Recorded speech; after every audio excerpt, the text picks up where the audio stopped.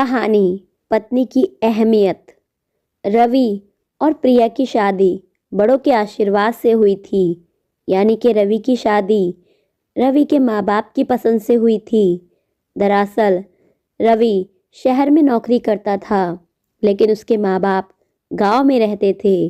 प्रिया जो कि गांव में ही पली बड़ी थी, लेकिन एक पढ़ी लिखी और संस्कारी लड़की थी। इसलिए रवि और प्रिया की शादी हो गई। रवि एक बड़े ऑफिस में मैनेजर था। उसकी जिंदगी काम में ही व्यस्त रहती थी। प्रिया एक गृहिणी थी जो घर के हर छोटे बड़े काम को संभालती थी।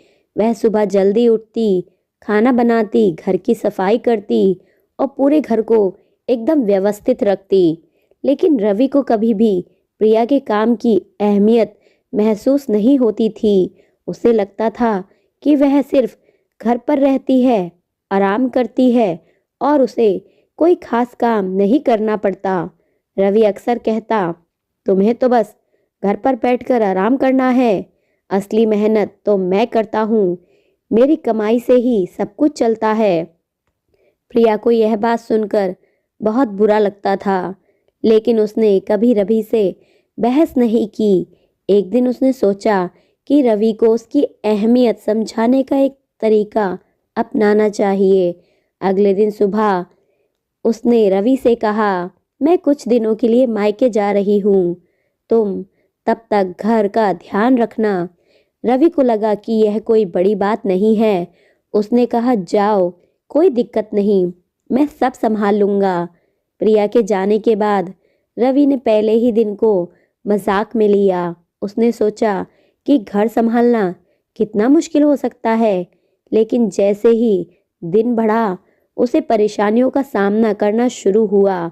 सुबह अलार्म बजने पर उठने में देर हो गई। खुद के लिए नाश्ता बनाना तो दूर, चाय तक सही से नहीं बन पाई।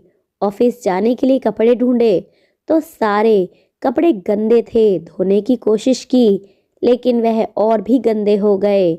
शाम को घर लौटा तो घर की हालत देखकर उसे शर्मिंदगी महसूस हुई।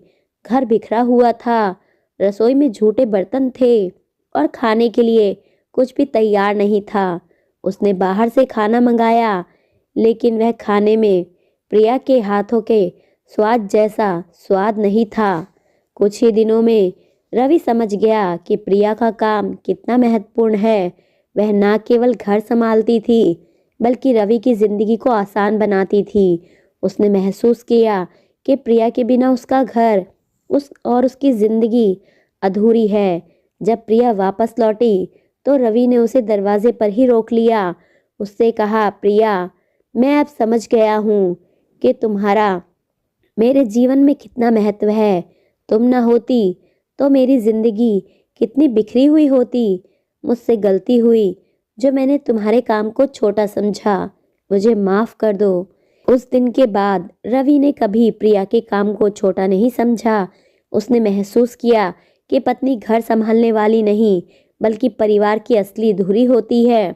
इस कहानी से हमें यह सीख मिलती है कि हर रिश्ते में एक दूसरे के योगदान की अहमियत को समझना और उससे की सराहना करना बहुत ज़रूरी होता है। दोस्तों, कहानी अच्छी लगी हो तो प्लीज़ चैनल को सब्सक्राइब कर दें, वीडियो को लाइक करें। धन्यवाद।